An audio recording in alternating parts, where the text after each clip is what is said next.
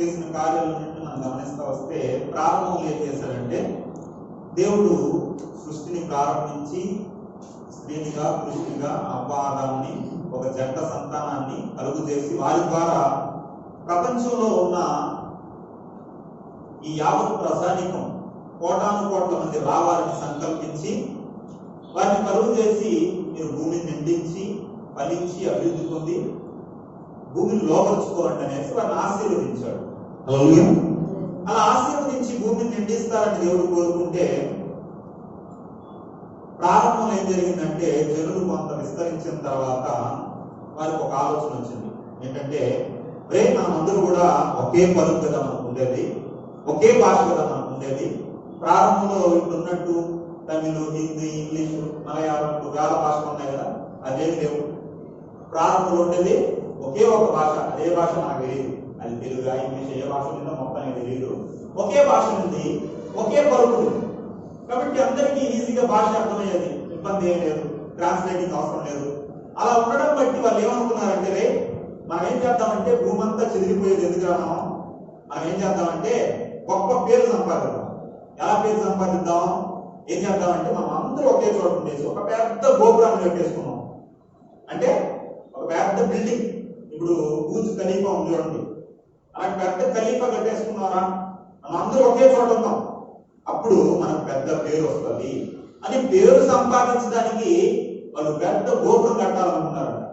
దేవుడు ఆలోచన ఏంటి, భూమంతా నేను చదివిపోవాలి, భూమంతా మీరు అనుభవించాలి, నేను చేసిన ప్రకృతిని మీరు అనుభవించాలి. ఇంకోటి ఏంటంటే మీరు అలా కట్టుకుంటే ఆకాశంలోకి వెళ్తున్నారు అనుకో, ఏమవుతుంది అంటే ఆకాశంలోకి వెళ్ళిపోతే ఆకాశంలో ఏముండదు, గాలి ఉండదురా, అక్కడ గాలి పవర్ ఉండదురా, తట్టబుట్టుకుంటే తప్పతో పాటు అంటే పైకి వెళ్ళిపోతాం ఆయన, అది చచ్చిపోతావు నువ్వు అని దేవుడు ఆలోచించాడేమో తెలియదు. మొత్తానికి ఏం చేశాడంటే వారి భాషను ఏం చేశాడంట, మారు చేస్తాడంట. ఎందుకని మారుతారేమో అని. ఏం మారుతారు, గొప్ప పేరు మనుషుల దృష్టిలో కాదు దేవుని దృష్టిలో సంపాదించుకుందామన్న ఆలోచన వస్తుంది అనుకున్నాడు.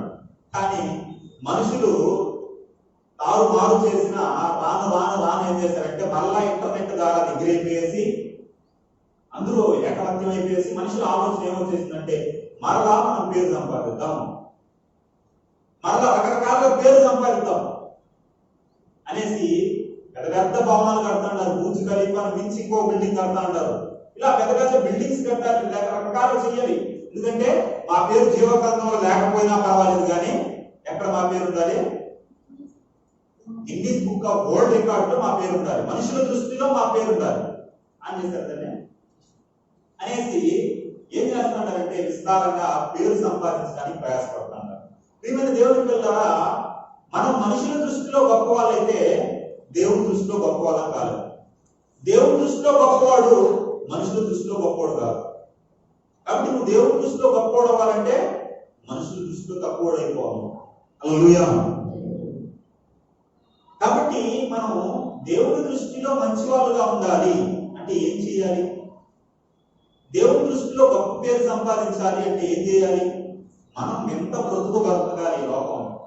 ఈ మాయ లోకంలో సాతాను కలుగు చేసిన, దేవుడు మంచిగానే కలుగు చేశాడు లోకాన్ని, సాతాను ఏం చేసింది, మాయ చేసింది. ఇప్పుడు మాయగా మారిన మాయ లోకంలో ఎలా బ్రతకాలి, ఎంత బ్రతుకు బ్రతకాలి. ఏం బ్రతుకు బ్రతకాలి, ఎంత బ్రతుకు బ్రతకాలి. నువ్వు ఒక వింతగా ఉండాలి. ప్రపంచంలో 7 వింతలు ఉన్నాయి, కానీ నువ్వే ఒక వింతగా మారాలి. సమాజంలో నిన్ను మనుషులు చూసినప్పుడు నువ్వు ఒక వింతగా కనిపించాలి. దావీదు భక్తుడు ఒక మాట అంటాడు, కీర్తనల గ్రంథము 71:7. కీర్తనల గ్రంథము 71:7 చదవండి. నేను అనేకులకు ఒక వింతగా ఉన్నాను. అందరూ చెప్పండి, నేను అనేకులకు ఒక వింతగా ఉన్నాను అని నువ్వు చెప్పాలి. హల్లెలూయా. దావీదు అంటాడు, నేను అనేకులకు ఎలా ఉంటాను, ఒక వింతగా ఉంటా. అంటే వింతగా ఉంటానంటే ఆయన పుట్టు గురించి ఏమైనా చెప్తానంటే తల్లి గర్భంలో దేవుడు నిర్మించాడు కదా, ఒక అద్భుతమైన నిర్మాణం చేశాడు కదా, ఒక వింతగా నిర్మించాడు కదా.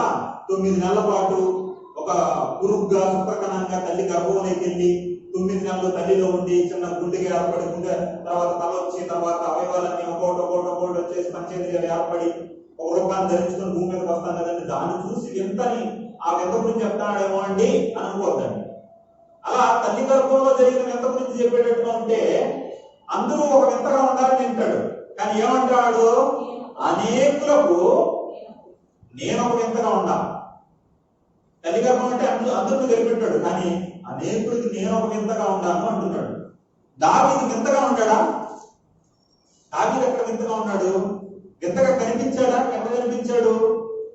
అతని జీవితం అంతా చూస్తే ఒక వింతగానే కనిపించాడు.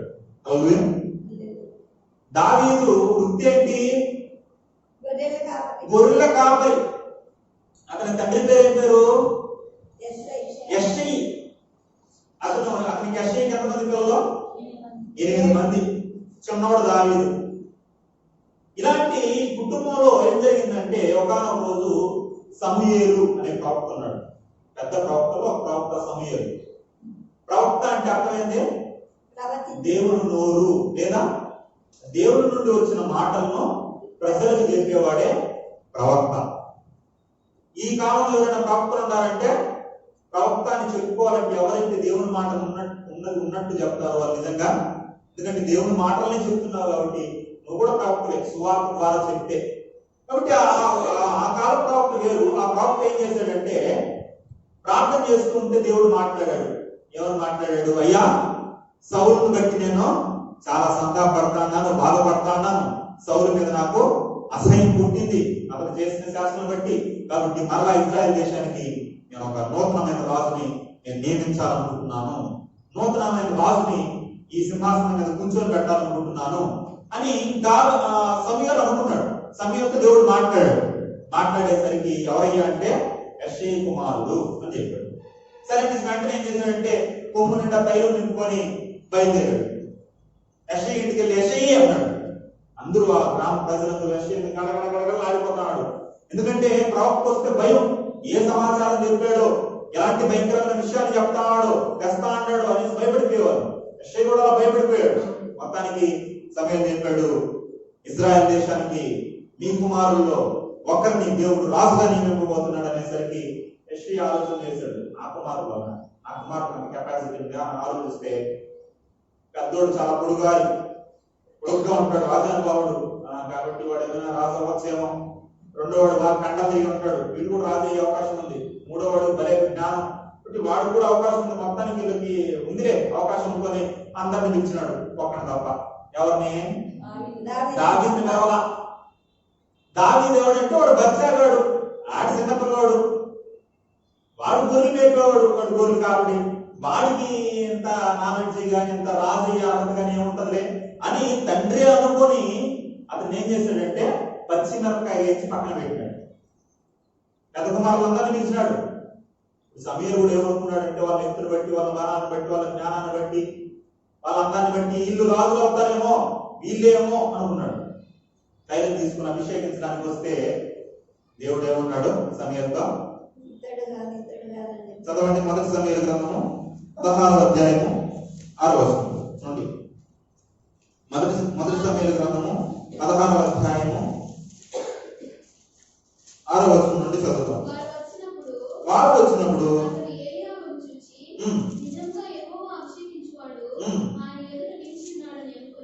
పెద్ద కుమారుడు వచ్చేసరికి ఆయన ఎదురు నిల్చున్నాడు అనుకున్నాడు సమూయేలు. కానీ ఏమన్నాడు దేవుడు?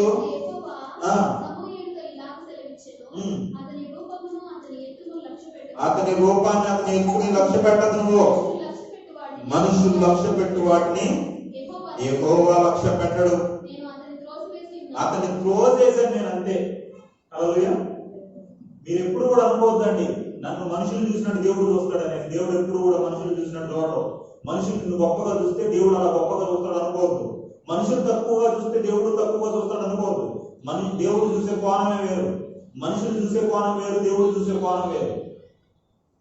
కాబట్టి అతని ఎత్తును బట్టి, అతని గ్లామర్ను బట్టి ఏమనుకుంటున్నాడంటే ఎక్కడే రాజనేసి ఏరియాను బట్టి అనుకున్నాడు. కానీ దేవుడు ఏమంటున్నాడు? అతని పై రూపాన్ని లక్ష్య పెట్టద్దు అంటున్నాడు. చూడండి,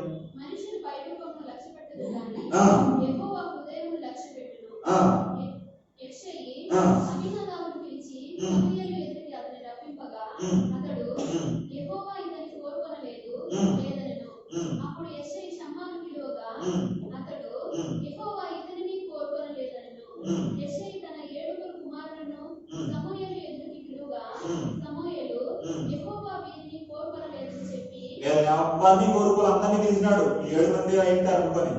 యెషయి తలంపులు వేరుగా ఉంటాయి. పిలిస్తే ఎవ్వరు కాదని అన్నాడు. ఇంకెవరయ్యా అంటే 11వ వచనం చదవండి ఏమంటున్నాడు.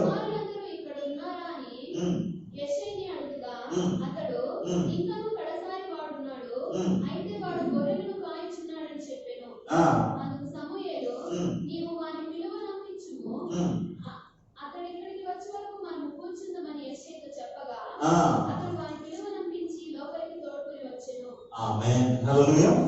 చూడండి మనుషుల ఆలోచన చూడండి. పై రూపాన్ని చూస్తా ఉంటారు కానీ దేవుడు ఎరుగున్నాడు. పై రూపాన్ని చూడండి, హృదయం ఎలా ఉందో చూస్తాడు దేవుడు. హృదయ అంతరంగాలను పరిశీలించే దేవుడు ఆయన. కాబట్టి వెంటనే చిన్న కుమారుడు ఉన్నాడు, వాడి గర్వాన్ని చెప్పేసరికి వాడు ఎవరో చెప్పాడు మొత్తానికి. దావీదు ఏం చేస్తానంటే రాయి మీద కూర్చొని ఎట్టు హై హై హై అంటా ఉన్నాడు.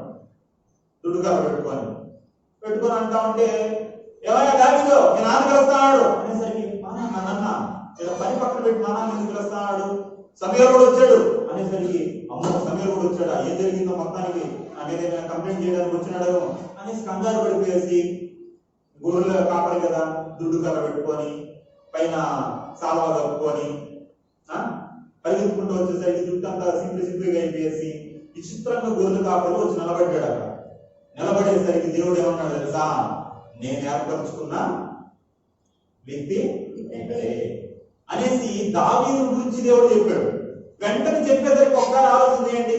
దావీదు సమూయేలుకు గాని అతని సహోదరులకు గాని యెషయి అంటే ఆయన తండ్రికి గాని వాళ్ళ కుటుంబ సభ్యులందరికీ దావీదు ఎలా కనపడింటాడు, ఒక వింతగా కనపడింటాడు.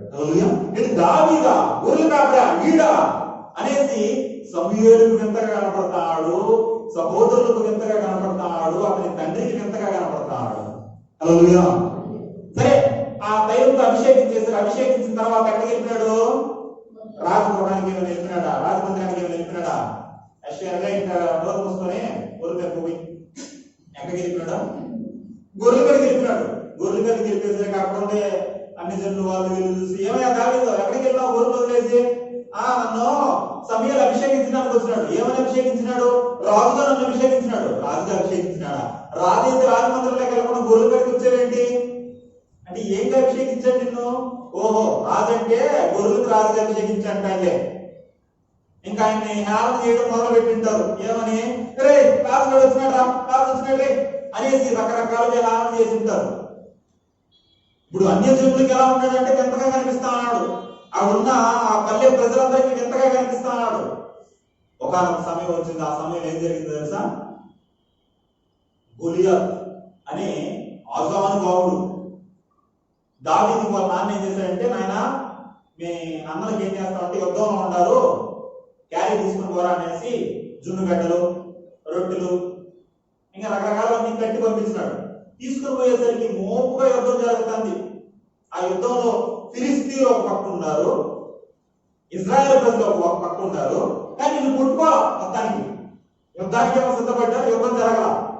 ఏం జరుగుతుందంటే ఆ కొండ మీద ఫిలిస్తీన్లు ఉన్నారు, ఈ కొండ మీద ఇజ్రాయెల్ ప్రజలు ఉన్నారు, సెంటర్ లో మాత్రం ఉన్నాడు. వాడు 6 మూరల జానడంట. ఎంత ఎత్తో 6 మూరలు పెట్టి జానడు పెడితే అంత ఎత్తు అంట, అంత పొడగలి. ఒక గొలియాతు సున్నతి లేని గొలియాతు నిలబడి ఏం చేస్తాడంటే 40 డేస్గా 40 రోజులుగా సవాలు విస్తాడు. ఒరే మీరు ఆరాధించే దేవుడు జీవం కలిగిన వాడు అయితే, మీకు దమ్ముంటే దిల్లుంటే మీరు ఆ దేవుడికే పిల్లలైతే రండిగా చూసుకుందాం. సైన్యం అవసరంలా, single to single, hand to hand అన్ని చూసుకుందాం అనేసి, నేను గెలిస్తే మీ రాజ్యం నాది, మీలో నుండి ఒకడు నన్ను గెలిస్తే నా రాజ్యం నీది, రండి చూసుకుందాం అంటే ఒక్క రాజు కదా సౌలు. సరే సౌలైన యుద్ధం చేస్తాడంటే సైన్యం పోయేసి సేనాధిపతి పోయేసి రాజా సవాళ్ళకి సత్తా అన్నాడు రాజా అంటే, అవునా అయితే వాడి ఎందుకు తేల్చేస్తా, కానీ ఈరోజు నాకు హెల్త్ సరిగా లేదు, కొంచెం హెల్త్ బాగుంటే వాడిని చించేసింటా, చంపేసింటా, పొడిచేసింటా, వాడిని ఎత్తి కుదేసింటా అనేసి ఓన్ చెప్తాడు. కానీ మొత్తానికి నాకు ఈరోజు హెల్త్ బాగాలా కాబట్టి ఎవరో మనం పంపించండి, హెల్త్ బాగుంటేనే ఎలా ఉండేది పరిస్థితి అని సాగులు చెప్పడం మొదలు పెట్టాడు. హలో అంతే కదా, ఏం చేయలేనప్పుడు సాగులు చెప్తారు. అలా ఆ సాగులు చెప్పడం మొదలు పెట్టాడు. గారాలు చూస్తూ ఉంటాడు. ఇప్పుడు ఎవరు యుద్ధానికి వెళ్తారని చూస్తూ ఉంటే దావీదు ఏమన్నాడు తెలుసా? నేను యుద్ధానికి వెళ్తానన్నాడు. అన్నదన్నది నువ్వు యుద్ధాన్ని చూడడానికి వచ్చావు, చేయడానికి కాదు అంటే నేను చేస్తా యుద్ధం అనేసరికి ఆ నోట ఈ నోట ఎక్కడికి వెళ్ళిందంటే ఈ మాట సౌలు దగ్గరికి వెళ్ళిపోయింది. ఎవడో ఒకటి మొత్తానికి యుద్ధం చేయలేదు, వీరించరా అనేసరికి చూస్తే ఎవరో మొట్టోడు చిన్నోడు యవనస్తుడు ఈడ యుద్ధం చేసేది అంటే నీకేమైనా ఎక్స్పీరియన్స్ ఉందారా అని అడిగాడు. ఎక్స్పీరియన్స్ ఎందుకు లేదు? ఓ ఎస్ నాకు చాలా ఎక్స్పీరియన్స్ ఉందన్నాడు. ఏం ఎక్స్పీరియన్స్? ఒకసారి గొర్రెలు మేపుతాంటే ఏమొచ్చిందో తెలుసా? సింహం వచ్చింది, ఏం చేసింది తెలుసా? చీల్చి పడేసా. ఒకసారి ఎలుగుబంటి వచ్చింది, ఏం చేసింది తెలుసా? కొట్టి పడేసా అనేసి ఎక్స్పీరియన్స్ అంతా చెప్పేసరికి పనికొస్తావా యుద్ధానికి? సరే పో యుద్ధాయుధాలన్నీ ధరించుకునేసరికి ఆ యుద్ధాయుధాలన్నీ ధరించుకున్నాడు. సెట్గా ఆయన ఆయుధాలు తెచ్చుకున్నాడు. ఏంటంటే 5 రాళ్ళు పొడిసెలు తెచ్చుకున్నాడు. అదేందో 5 బుల్లెట్లు AK-47 గన్ లాగా తెచ్చుకున్నాడు. మొత్తానికి తెచ్చుకునేసరికి ఇది తెచ్చుకున్నాడు ఏంటంటే ఇవే నా ఆయుధాలు అన్నాడు. సరే ఎవరా అన్నాడు. వెళ్ళేసరికి ఇప్పుడు ఎక్కడెక్కడ వింతగా కనిపిస్తున్నాడు? సౌలు దగ్గర కూడా అలా ఉన్నాడు. తెలిసి ఇప్పుడు దావీదు ఒక వింతగా కనిపిస్తున్నాడు, డిఫరెంట్ గా కనిపిస్తా అన్నాడు. హల్లెలూయా. అందరూ ఉన్నట్లేడు, డిఫరెంట్ గా కనిపిస్తా అన్నాడు. సరే అక్కడికి వెళ్ళాడు యుద్ధంలోకి వెళ్ళేసరికి గురియాత్ ఏమన్నాడు? రే నేనేమన్నా కుక్కనారా లేదురా, ఆయుధాలు ఎక్కడరా, కత్తి ఎక్కడరా, డాల్ ఎక్కడరా, కర్ర తీసుకొని రాళ్ళు తీసుకొని వచ్చిన ఏంట్రా అనేసరికి దావీదుకి ఎలా ఉన్నాడంటే ఒక కుక్కలాగానే కనిపిస్తా అన్నాడు మొత్తానికి. హల్లెలూయా. నువ్వు మామూలు కుక్క కాదు, పిచ్చి కుక్క, అందుకే నువ్వు కొట్టడానికి ఏం తీసుకుని వచ్చినాను? కర్ర తీసుకుని వచ్చినాను అనేసి కర్ర తెస్తా ఉన్నాడు. వీడు మాట్లాడుతూ ఉన్నాడు. యుద్ధం చేయాల్సింది ఏం చేస్తున్నాడు? మాట్లాడు. దావీదు ఏమనుకుంటున్నాడంటే మాటలు కట్టి పెట్టు, ఇక్కడ యుద్ధం చేయాలని దావీదు మనసులో అనుకున్న కెర్ర చెప్తాను. వీడేమనుకున్నాడంటే పిల్లవాడు కదా ఆడుకుంటాడని అనుకున్నాడు. అలా కెర్ర తిప్పిసిరేసేసరికి ఆ రాయి ఏమైందంట? నేరుగా వచ్చి నుదుట్లో దూరిపోయిందంట. నుదుట్లో దూరిపోయి ఏం జరిగిందంట? సవాలు ఎలా వేస్తున్నాడు చూడండి. 1 సమూయేలు గ్రంథము 17వ అధ్యాయం 43వ వచనం. 17:43.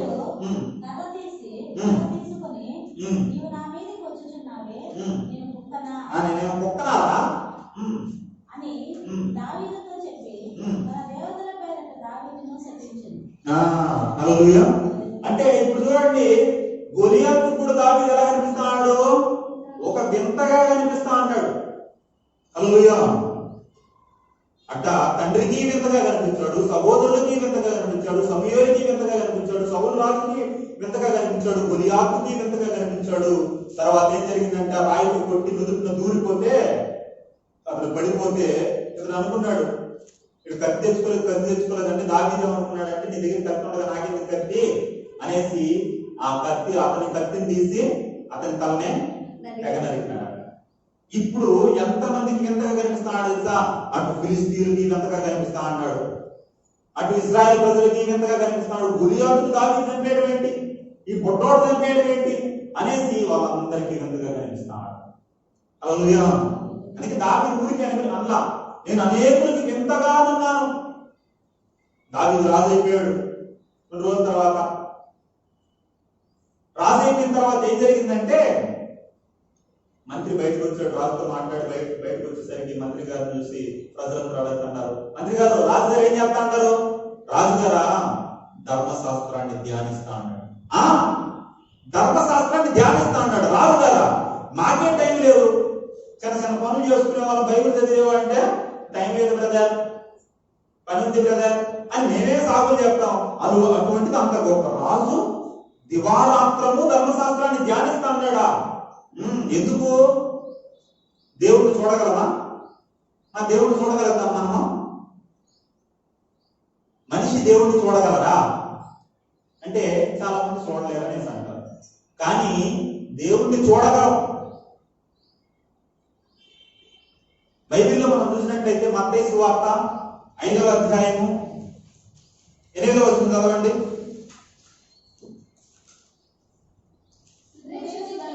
హృదయ శుద్ధి గలవారు ధన్యులు, వారు దేవుని చూచెదరు. అందరూ చెప్పండి, హృదయ శుద్ధి గలవారు ధన్యులు, వారు దేవుని చూచెదరు. మనకు హృదయ శుద్ధి ఉంటే ఏం చేస్తాం? మనం దేవుని చూచెదము. భవిష్యత్తులో చూస్తాం ఖచ్చితంగా. చూచెదరు అన్నాడు. కాబట్టి మనం హృదయ శుద్ధి కలిగి ఉంటే క్రిమినల్ బ్రెయిన్ ఉండకూడదు. మనకు క్రిమినల్ బ్రెయిన్ నుండి దేవుడిని చూపించు, నాకు కనపడలేదే అని క్రిమినల్ బ్రెయిన్ తో ఆలోచిస్తే దేవుడిని కనపడ్డు. దేవుడిని చూడాలంటే నీకేముండాలంటే హృదయ శుద్ధి ఉండాలి. అలాగే హృదయ శుద్ధి ఉంటే దేవుడిని చూడగలుగుతావు. హృదయ శుద్ధి కలిగిన వాళ్ళు ఎవరండి అంటే చంటి బిడ్డలు ఉంటారు. వాళ్ళపై నువ్వు కొట్టావనుకో, వాళ్ళని గిల్లావనుకో, వాళ్ళు నీ మీద పగ తీర్చుకోవాలి, నిన్ను పొడిచేయాలి, కొట్టేయాలి, తర్వాత పగ తీర్చుకోవాలని చూడనుకోడు. వాడు ఏం చేస్తాడంటే ఆడుస్తాడు, నువ్వు కొట్టిన దాన్ని ఏదైనా ఫీల్ చేసిన దాన్ని మర్చిపోతాడు. ఇది హృదయ శుద్ధి అంటారు. కల్మషం లేదు అక్కడ. అలాగే లేదా నువ్వు కొరడాలతో కొట్టినా, నిందించినా, అవమానపరిచినా, లేనిపోని మాటలన్నా చివరికి ఏమన్నా అంటారంటే తండ్రి వీరేమి చేస్తున్నారో మీరు ఎదురు కనుక వీరిని క్షమించండి. ఏంటిది? హృదయ శుద్ధి. అలాగే హృదయం ఏ కల్మషం లేదనమాట, ఏ పగ లేదనమాట, ఏ అసూయ లేదనమాట. ఇలా హృదయ శుద్ధి కలిగిన వారు ఏం చేస్తారు? దేవుని చూచెదరు. ఎలాంటి దేవుని చూస్తే దేవుడు కంటికి కనిపించదు కదా, దేవుడికి ఒక ఆకారం లేదు కదా, దేవుడు ఆత్మ కదా. దేవుడు ఏదో మా కళ్ళలో కనిపించినాడు, రాత్రి పూట మాకు ఇలా కనపడినాడు, అలా కనపడినాడు అన్న ఆధారాలు మాకేం దొరకవు కదా, ఆధారాలు చూపించలేం కదా. దేవుడు ఎలా కనిపిస్తాడు అంటే మొదటి యోహాను 1:1 ఏముంది? యోహాను సువార్త 1:1 ఏముంది? యోహాను సువార్త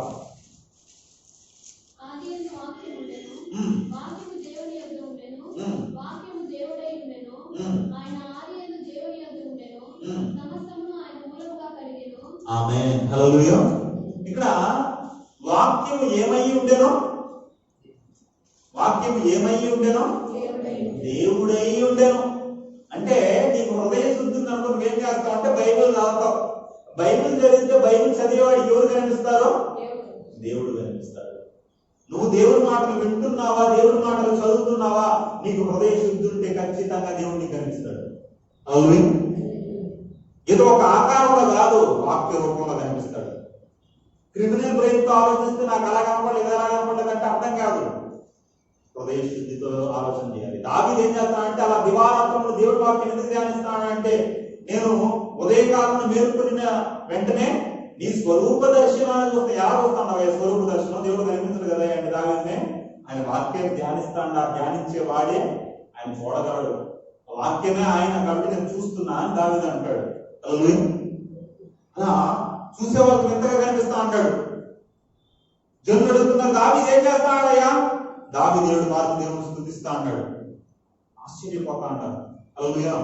దావీదు అలా చూస్తూ ఉంటే అతని జీవితం అంతా అలా ఉందంటే ఒక వింతలాగా ఉంది. మనుషులు చూస్తుంటే వింత కనపడతాను అతని జీవితంలో.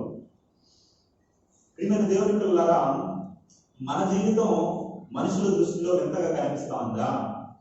యేసుక్రీస్తు జీవితాన్ని మనకు మాదిరైనటువంటి మన ప్రభు అయినటువంటి యేసుక్రీస్తుని మనం చూసుకున్నట్లయితే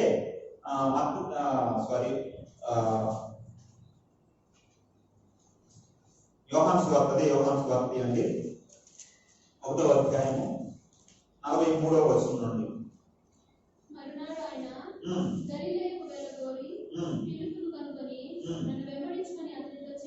అతనితో చెప్పాను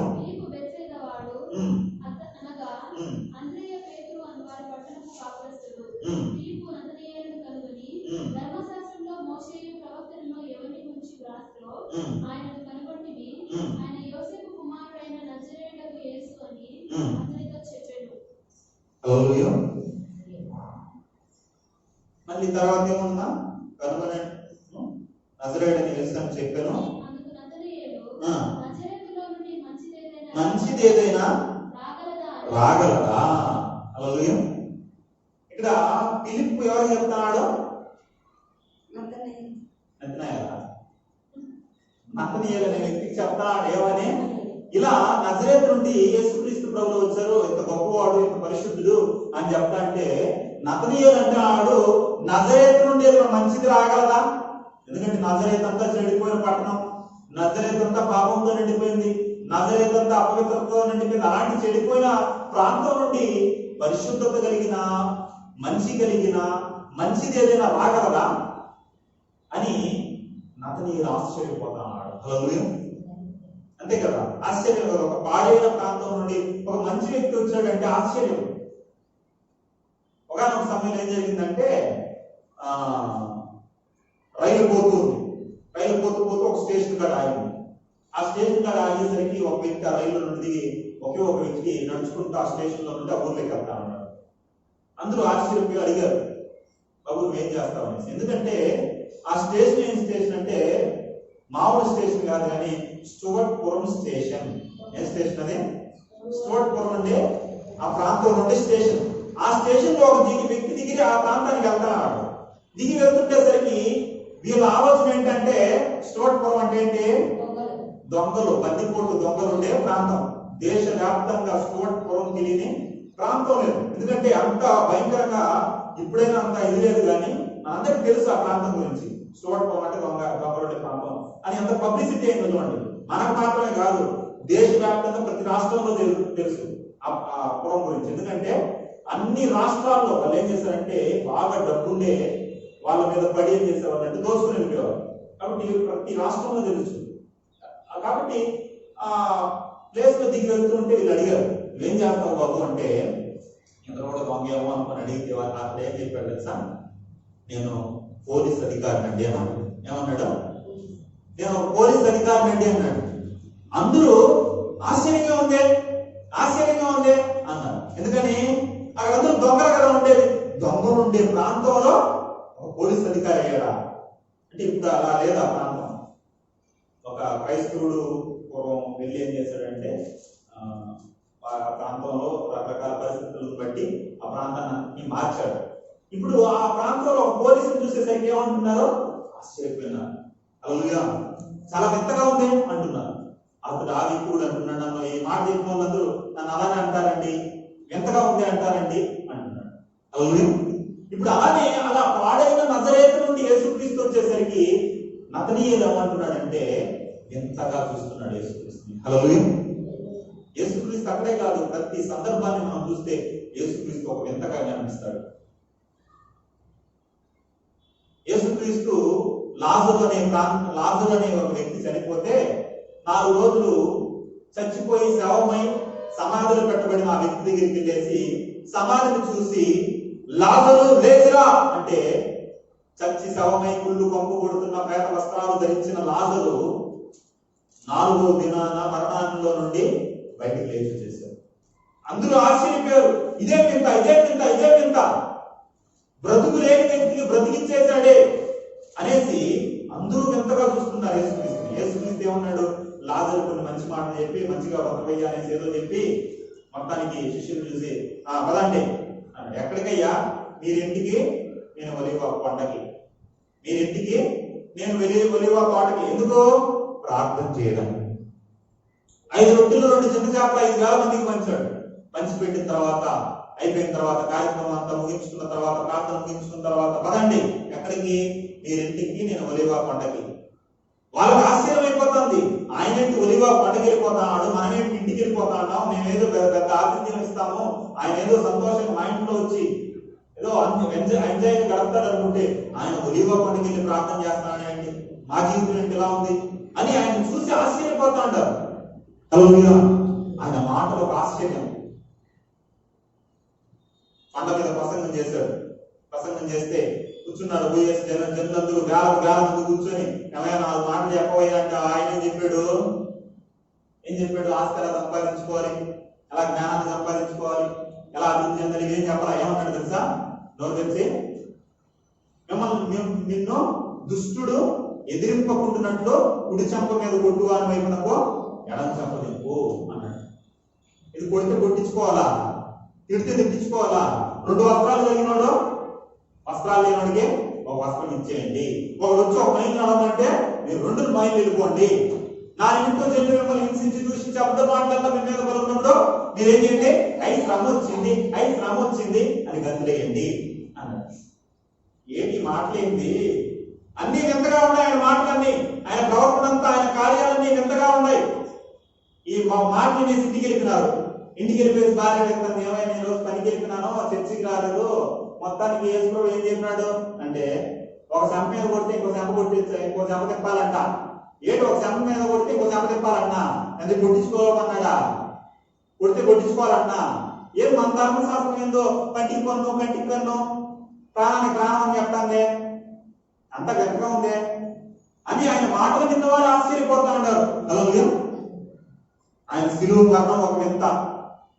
సర్వోన్నతుడు, మహోన్నతుడు, సుగుణాల సంపన్నుడు, 10,000 మంది పురుషుల్లో అతి సుందరుడైన ఆ దేవాది దేవుడు, దేవుడితో సమానుడైన వాడు, ముల్లోకాలను పరిపాలన చేసే మహాయోధుడు, అలాంటి వాడు ఏం చేశాడు?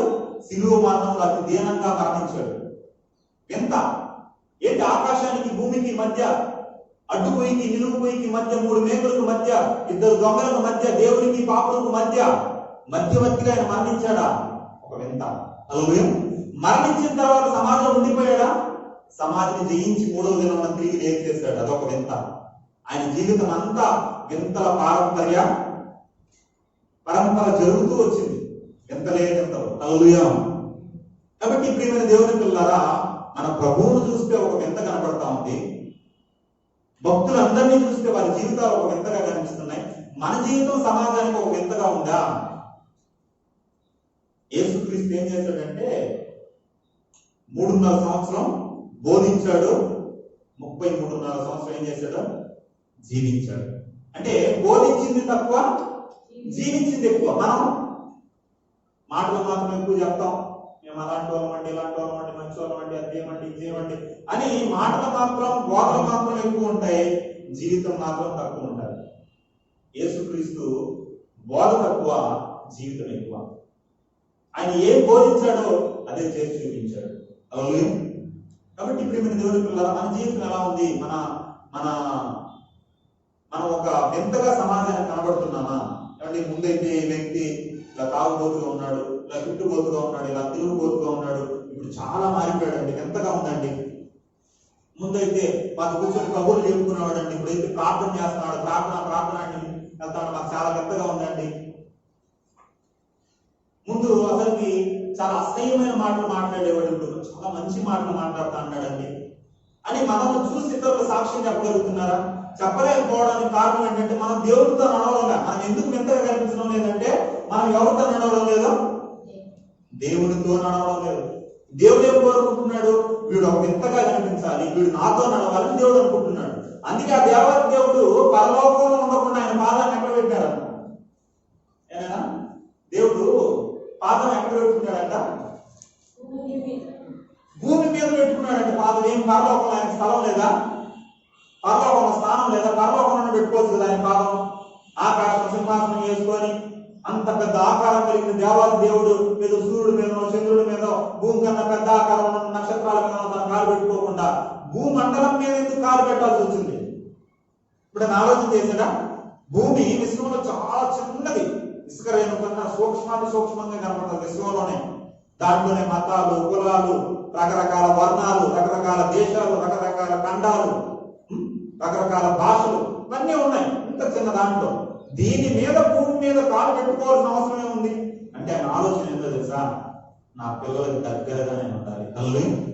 దానికి అర్థం ఏంటనుకుంటున్నారు? ఆయన పాదం భూమి మీద ఉందంటే నా పిల్లలకి దగ్గరగా నేను ఉండాలి, నా పిల్లలకి దగ్గరగా నేను ఉండాలి అనేసి ఆలోచన చేసి ఆయన పాదాన్ని, అంత మహోన్నతుడైన విశ్వరూపం కలిగిన ఆయన పాదాన్ని భూమి మీద పెట్టాడు. హల్లెలూయా. ఆయన మనుషులతో నడవాలనుకుంటున్నాడు. అందుకే ఆదాముతో నడవడం ప్రారంభించాడు. అక్కడికి ఆపల. తర్వాత ఆనోకుతో, ఆనోకు ఎవరితో నడిచాడంట? దేవుడితో నడిచాడు 300 సంవత్సరాలు. తర్వాత ఎవరు వచ్చారు? నోవాహు దేవుడితో నడిచాడు. అబ్రహాము దేవుడితో నడిచాడు. భక్తులు అందరూ ఏం చేశారంటే దేవుడితో నడిచారు. మనం కూడా మన జీవితం ఒక వింతగా సమాజానికి కనిపించాలి, మన జీవితం మారిన బ్రతుకుగా కనిపించాలంటే మనం ఎవరితో నడవాలి? దేవుడితో నడవాలి, వెలుగులో నడవాలి. హల్లెలూయా. అందుకే యోహాను మొదటి పత్రిక 1వ అధ్యాయము, ఈ మాట చదువుకొని ముగించుకున్నాం. యోహాను మొదటి పత్రిక 1వ అధ్యాయము 6వ వచనం.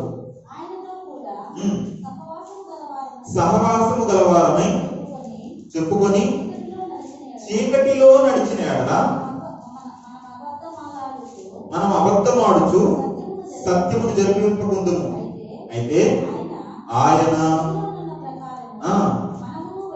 మనమును వెలుగులో నడిచినట్లుగా ఆయనకు అన్యోన్య సహవాసం కలిగి క్రీస్తు సారూప్యత కలిగి ఒక వింతగా మనం కనపడాలంటే మనం ఎవరితో నడవాలి, ఎక్కడ నడవాలంటే దేవుడితో నడవాలి, వెలుగులో నడవాలి. హల్లెలూయా. వెలుగు సంబంధిగా ఉండాలి. కానీ మనుషులు ఏం చేస్తున్నారంటే వింతగా ఎందుకు కనిపించలేదంటే వాళ్ళు ఎక్కడ నడుస్తుంటారో మనం అక్కడే నడుస్తున్నాం. బైబిల్ ఒక సందర్భం ఒక చోట ఉంటది, కొన్ని పాపాలు ఏం చేస్తున్నాయంట మనకు ముందుగా పోతున్నాయంట, కొన్ని పాపాలు మనకు వెనకాల వస్తున్నాయంట, మనం వెంబడిస్తున్నాయంట, కొన్ని పాపాలు మనతో కూడా నడుస్తున్నాయంట. మనకు ముందు కొన్ని పోతాంటే మనకు వెనకాల కొన్ని వస్తున్నాయి, మనతో కూడా కొన్ని వస్తున్నాయి. ఇలా మనం ఏం చేస్తామంటే పాపంతో కలిసి నడుస్తున్నాం, చీకట్లో నడుస్తున్నాం. అలా నడిస్తే నువ్వు వింతగా కనిపించవు. వాళ్ళు నడుస్తున్నారు, వింత ఏం కనిపించదు. నువ్వు వింతగా ఉండాలంటే వెలుగు సంబంధిగా నడవాలి, సత్య సంబంధిగా నువ్వు నడవాలి, యేసుక్రీస్తుతో కలిసి నడవాలి. ఆయన లాగా మనం నడిచినప్పుడు మనం ఏం చేయాలి, ఎలా ఉంటామంటే ఒక వింతగా సమాజంలో. హల్లెలూయా. ఇందులో అనేక శ్రమలు వస్తాయి, అనేక నిందలు వస్తాయి, అనేక అవమానాలు వస్తాయి, ఇంటికి లేని పరిస్థితి ఏర్పడవచ్చు. కానీ నిన్ను దేవుడు విడిచిపెట్టడు. ఒకసారి ఒక పాస్టర్ గారు చెప్పారు ఏంటంటే, చివరికి సందర్భం చెప్పి ముగిస్తాను. ఒకసారి ఏం జరిగిందంటే ఆయన చాలా పేదవాడు, ప్రారంభం సేవకుడు. ఎంత పేదవాడు అంటే పిల్లలకి అసలు కుటుంబంలో ఉన్న వారికి చికెన్ మటన్ పెట్టాలన్నా, నెలకు ఒకసారి పెట్టాలన్నా చాలా కష్టం అయిపోయేదంట. కానీ ఏదో తినాలని ఆశ ఉంటుంది కదా, అందుకనేసి ఏం చేశాడంటే ఏదో ఆశ కొద్దీ చికెన్ లేకపోయినా, మటన్ లేకపోయినా, బిర్యానీ లేకపోయినా, పలావ్ లేకపోయినా గుడ్లైనా తెచ్చి చేసుకుందామంటే గుడ్లను అడిగాడంట. అడిగితే అప్పటి కాలానికి గుడ్డు రూపాయి, ఇంట్లో నలుగురు ఉంటారు, ఎంత కావాలి, 4 రూపాయలు కావాలి. 4 గుడ్లు కొనే స్తోమత లేదు. అందుని బట్టి లీకేజ్ ఏంటాయి కదా, గుడ్లు పగిలిపోయిన గుడ్లు ఉంటాయి కదా, ఆ గుడ్లు అనే చోట ఆ గుడ్లు పగిలిపోయిన గుడ్లని దాన్ని తీసుకుని ఆమ్లెట్ వేసుకుందాం అనేసి, దాంతో చేసుకుందాం అనేసి ఏం చేశాడంటే వాటిని అడిగాడంట. అవి ఏమన్నాడంటే పావలా గుడ్డు, పగిలిపోయిన గుడ్డు అయితే, లీకేజ్ అయిన డ్యామేజ్ అయిన గుడ్డు అయితే పావయ్యా అని చెప్పాడు. ఇలా అయితే 4 రూపాయలు మన దగ్గర లేదు, మన దగ్గర 2 రూపాయలు ఉండేది.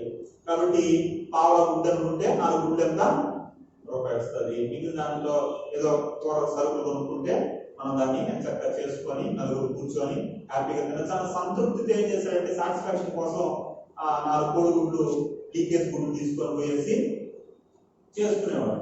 అలాంటి ఏదైనా పెట్టాలి పిల్లలకి అన్నప్పుడు అలా లీకేజ్ గుడ్లు తీసుకొని చేసుకునేవాడు. ఒకరోజు అలానే పోయి తీసుకున్నామని పోతే అక్కడ షాప్ ఓనర్ లేడు, కానీ వాళ్ళ భార్య ఉందంట. ఎవరున్నారు, భార్య ఉంది. ఆ భార్య ఏం చేసిందంటే అక్కడ వ్యాపారం చేస్తా ఉండేటప్పుడు అడిగాడు, అమ్మా 4 కోడిగుడ్లు అమ్మా అన్నాడు. ఎంత అవుతుంది అయ్యా అంటే మామూలు కోడిగుడ్లు కాదమ్మా, లీకేజ్ అయిన కోడిగుడ్లు అమ్మా అంటే, లీకేజ్ కోడిగుడ్డ అంటే లీకేజ్ కోడిగుడ్లు నువ్వేనా తీసుకునేది? నా కుక్కకి రోజు పసుపు కొడుకుంటుంది, రోజు తిండికి లేకుండా ఇబ్బంది పడుతుంది, కోడిగుడ్లు కట్టలేకపోతాను బాధపడేది నీ వల్ల అంటే. లీకేజ్ కోడిగుడ్లు ఏం చేసిందంటే ఈ యజమానురాలు తన కుక్క వేసేది. ఇప్పుడు ఏం చేసిందంటే ఆయన తీసుకొని పోతా ఉండేసరికి ఆ కుక్క కోడిగుడ్లు లేకుండా పోయింది.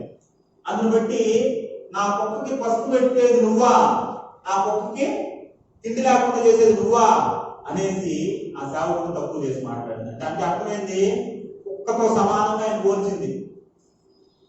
అంత తక్కువ చేసి పోల్చిన ఆ స్త్రీనే తర్వాత కాలం ఏం చేసిందంటే ప్రభువును నమ్ముకొని ఆయన సేవకుడు గొప్పవాడి ఆ సంఘంలో వచ్చే వాళ్ళందరికీ భోజనాలు కోడిగుడ్లు సప్లై చేసేవాళ్ళు అంటే తెలుసా.